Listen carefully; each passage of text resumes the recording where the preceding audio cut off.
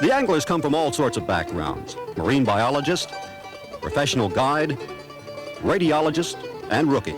The only things they share are a deep love for competition fishing and enormous knowledge and skill in their chosen sport.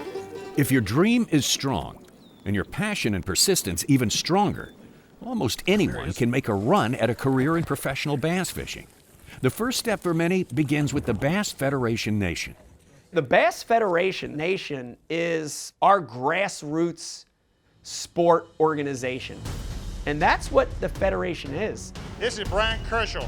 He's 23 years old. He's a single man from Newtown, Connecticut. At the time, going back to the 90s, early 90s, mid 90s, it had really special meaning. We had an angler come through the Bass Federation named Bryan Kerchal. He was from Connecticut. 8:15, baby! 8:15.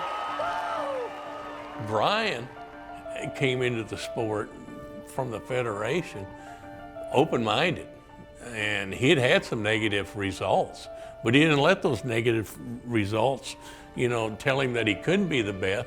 Now, Bryan Kerchal, let me tell you something.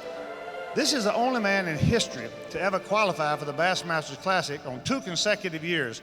Not to the climbing of the ladder on the pro side, but he came here as a Federation man.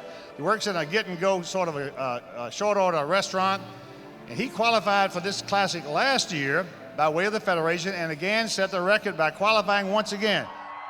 For a lot of us in the Northeast, it became this thing that was, almost like, you can do it. A guy from the Northeast who's a regular dude who works at a burger shop can work hard and make this event and win. We need 8 pounds and 15 ounces to see if you're going to win this tournament. 11 pounds, 4 ounces market. There's your winner of the Bassmaster Classic. First time ever. I don't think anybody ever thought that a Federation guy would win the Classic. When he did, it was big news, man.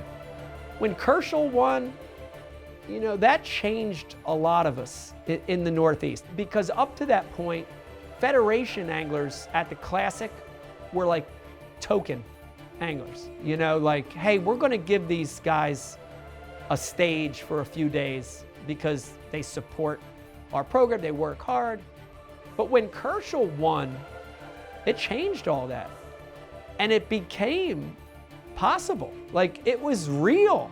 He just kept pounding against the wall, and everything lined up, and he ended up winning the Classic, being on top of the world, and a hero to so many people that have that dream that can they succeed, can they be the best? Well, Bryan did it, maybe I can do it too. Bryan Kerchal was truly living the dream. But tragically, his time to take it all in was cut short.